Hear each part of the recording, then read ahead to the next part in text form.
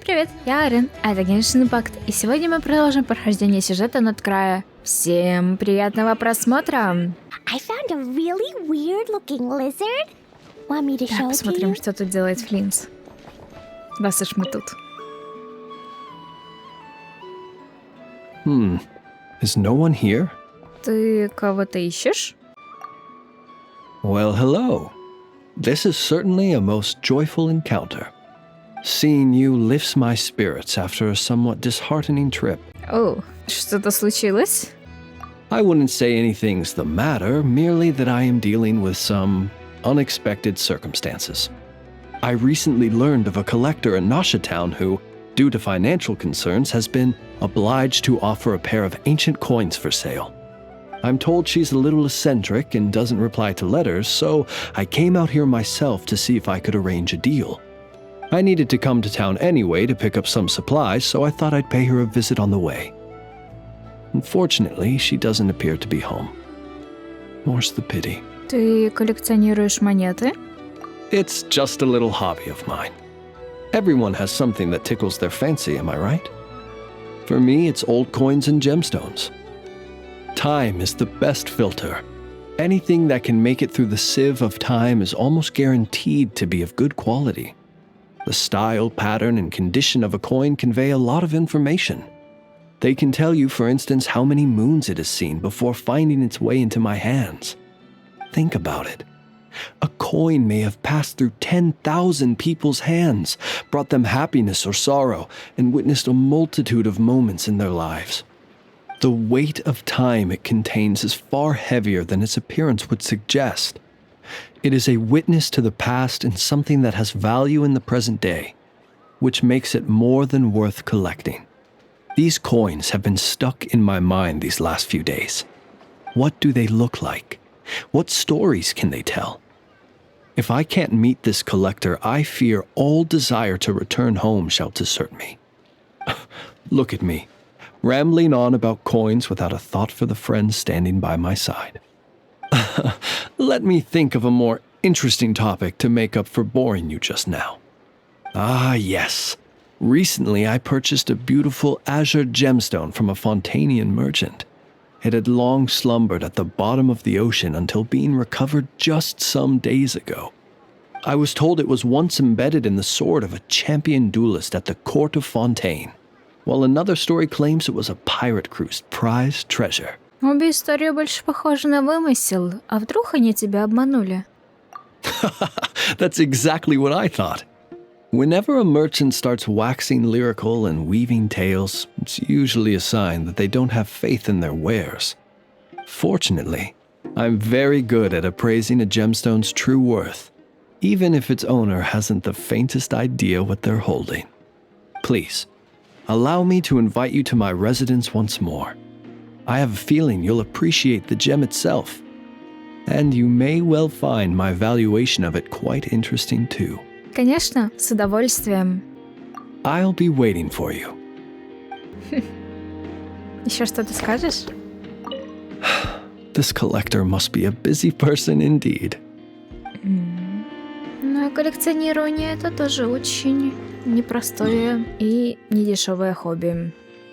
Но будем надеяться, что ему нравится. Ну, судя по тому, как он об этом обо всем говорит, то нравится. Where are they going? They mentioned a mage and a name?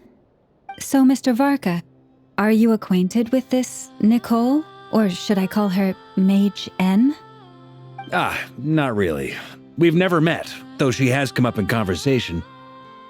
From what I've gathered, Alice kinda took Nicole under her wing, taught her how to speak in a more ladylike fashion, that kind of thing. Huh. Hard to imagine Alice as an etiquette coach. Yeah, Alice is a larger-than-life personality, I'll give you that. But then again, that's why she's able to draw such an eclectic mix of people into her inner circle.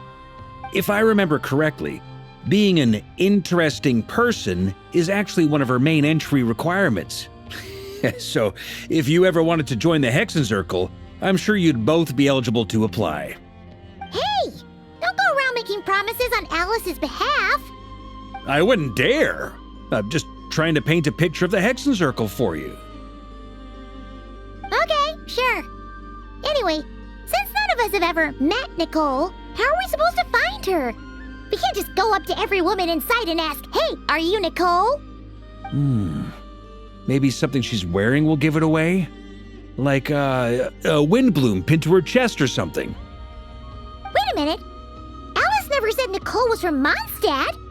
Oh, true. Чайный сервиз? Кажется, у каждой ведьмы должна быть своя чашка. That would be this young lady, then?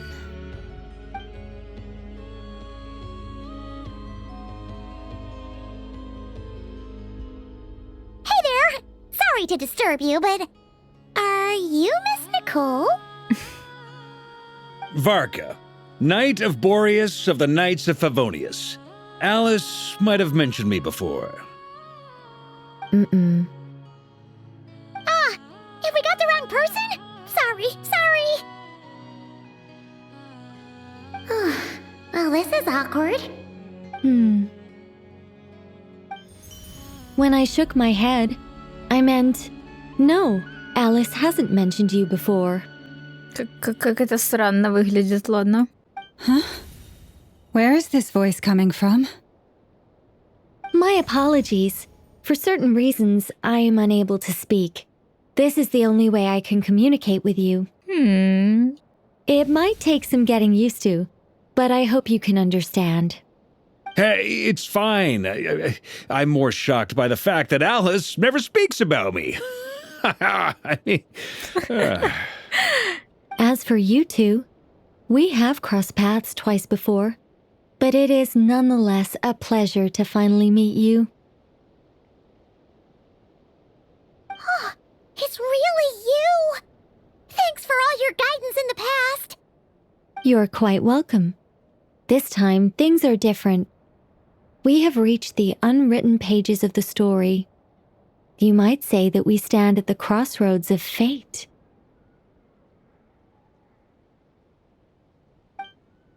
Now then, allow me to formally introduce myself. My name is... Николь, непризнанный гениальный скульптор, стоит взяться за перо, великий писатель, тихий ангел-оратор и так далее, характеризующая цитата «Молчать значит наблюдать за миром». No, stop! Alice! I can't believe it! I had a whole speech prepared. I'd agonized over every single word. She always picks the worst moments to ruin other people's plans. I'm so sorry about that. Alice took the liberty of devising some bespoke self-introduction magic for each member of the Hexen Circle. But I could have sworn I deleted all of the triggering conditions for it. How did it bypass everything? Oh gosh, this is so embarrassing. This is a very different side of Nicole than what we're used to. Is she not used to face-to-face interactions? Don't worry about it. We've seen that introduction magic once already, so it wasn't too much of a shock. Please go on, Miss Nicole.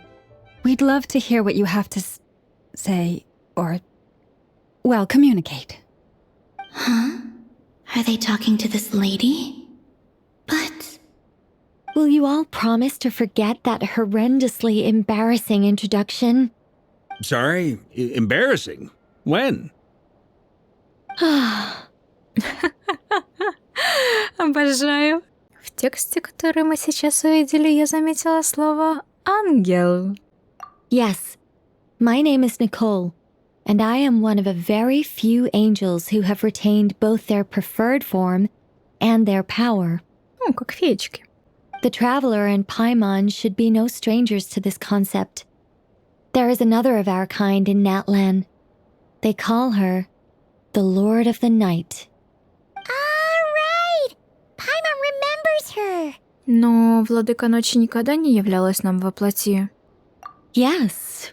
Well, I have retained more of my power than she. It's because I don't have a long-term duty to fulfill. To be more specific, no. We'll be here all day if I get into the specifics. Moving on. If I'm not mistaken, you are here because you wish to learn how one might reach the moon beyond the sky. That's right. Is that something you can give us any guidance on? Yes, I do know a way. It began with the Hyperboreans, who lived after the War of Funerary Flame. Blank looks. Maybe I should start with the background of the war. Or maybe not. It shouldn't be an issue. I'll fill in the gaps for you when we have more time. Anyway, after that war ended, the 3 moons retreated to beyond the false sky. The Hyperboreans were humans I once aided. They accepted the civilization and creations bestowed upon them by the angels. But despite accepting many blessings of the angels, many among them still held on to their faith in the moons. They were reluctant to accept the new order, even after the War of Funerary Flame. They sought to contact the moon goddesses beyond the sky and receive their guidance. But all 3 had passed away by that point. This mage has a unique method of communicating. Is she talking about the moons? Yes, but they did not know. And so, still they prayed for the moon goddess's mercy. After building titanic structures that consumed vast amounts of kuvaki, at last they glimpsed the moons and heard their voices. But of course, they were gravely disappointed, for it was then that they realized the 3 moon goddesses were dead. Oh, that's such a sad story. It is. Humanity was in a very sorry state at that time. The angels who had once aided them were gone, and the War of Funerary Flames had left them homeless and destitute. Just a second, I gotta ask. How relevant is all this history to the task at hand? Well, I mean, it's... Okay, it seems we've drifted into irrelevant narrative waters. It's been a while since I've had the chance to speak inside someone's head. As soon as I got started, I lost control and the words just flowed out like a waterfall. What I'm trying to say is... Right, yes, that's it. The relevant part is the ritual created by the Hyperboreans. The fact that they bypassed the false sky and saw the true moons implies that they successfully built a connection between Tevat and the outside world. Which means, with enough kuvaki and a sufficiently stable connection, it should be feasible to send one person over the border. Okay, so they built some kind of portal? Oh, yes. A portal. Yes. Is something wrong? You sound disappointed. I just didn't expect you to summarize it so well. It turns out I could have said all that in one word, if only I'd managed to think of it. No, please, it's fine. This is invaluable knowledge. I'll be sure to record and preserve everything in writing. Oh, really? Well, in that case, I suppose I could backtrack and add some more detail. I did gloss over a few things so far. Whoa, time out. Let's summarize what we've got first. The Hyperboreans were the last ones to use this method, right? So we somehow need to find whatever structure they built and make sure there's enough kuvaki to power it up. Luckily, we have the moon marrow of both the eternal and iridescent moons, so we're all good for kuvaki. Which means the key issue we need to focus on is finding the place. Am I right so far? Yes. Although I expect the structure is long gone by now. That said, what if we could take advantage of the phantoms to travel back to a time when it still existed? Well, travel back isn't quite accurate. It's more like we'd be creating a handshake between 2 points in space-time. We wouldn't even have to pick a time when it still existed. It could just be a time when it still appeared in phantom form via projection, or we could project our own phantoms, fold them together, and... You look lost. Was that too hard to follow? Yeah, things got a little, technical there. Paimon's brain is reaching capacity. All right. Let me think about how to put this more simply. Okay, got it. Over the next few days, I'll search for phantoms that we can use. Once I find one that meets the criteria, I'll let you know and we'll regroup. By completing certain rituals, specific individuals will be able to enter the phantom and make it to the Hyperborean structure. If everything checks out and it looks feasible, we'll just need to wait for Moon Prayer Night, and we can send the Moon Goddess back home. I'm really skimping on the detail here. Is this making any sense at all? I think so. For now, we'll just wait to hear from you. Yes. Basically, yes. Great. Counting on you. In the meantime, we'll focus on finding the Moon Goddess's name. My name? Are they looking for a way to stop me from disappearing? Excuse me, Miss... Go on, Miss Nicole. This conversation was a little all over the place. I didn't catch your name. I am Lauma, of the Frost Moon Scions. Ah, I did wonder. I noticed that you listened very intently when I spoke about Hyperborea and the moon's history. If you'd be interested, I'd love to visit you this evening and go through it again in greater detail. Also, if you were serious about making a record, it would be too risky to simply write down the raw details as is. I would suggest some tweaks. Maybe rewrite the stories as fairy tales or fables, perhaps even prayers. Anyway, we can cross that bridge when we come to it. So, see you later then? Oh, and no need to prepare anything. Just a cup of tea will do. See ya! She seems friendly. It's just... It's so nice to find someone who's actually willing to listen. I've been dying for a chance to finally go through all this systematically from start to finish. Any longer and I'd probably start forgetting it. Я смотрю, Коломбина изо всех сил старается не умереть от скуки. Now Paimon gets why Alice told us to mind our heads. Ha ha ha ha! What did I tell you? A lot of quirky people in Alice's orbit. Now then, the next order of business is, where do we start looking for the Moon Goddess's name? Maybe the rest of what Nicole has to say might give us some clues. Once I've heard her out, I'll summarize the salient points and share them with you all. I'm also inclined to review our other documents. Yes, our faith was first established by our Hyperborean ancestors, but many of the more factually accurate records are from after Kutar's birth. Наверное, какая-то информация может быть у Фатои. Sounds like we're gonna follow Colombine's journey through Devat, huh? In that case, we'll start by heading to the Frost Moon Enclave. Sounds like a plan. Take this with you. I'll see about getting in touch with the Fatui. It'll probably just be Arlecchino and Sandroni again. They're the only ones who would want to help. Thank you, Mr. Varka. Ha ha ha ha ha! Don't mention it. Honestly, I'm more comfortable dealing with the Fatui than prying into the details of a young lady's childhood. Catch you later.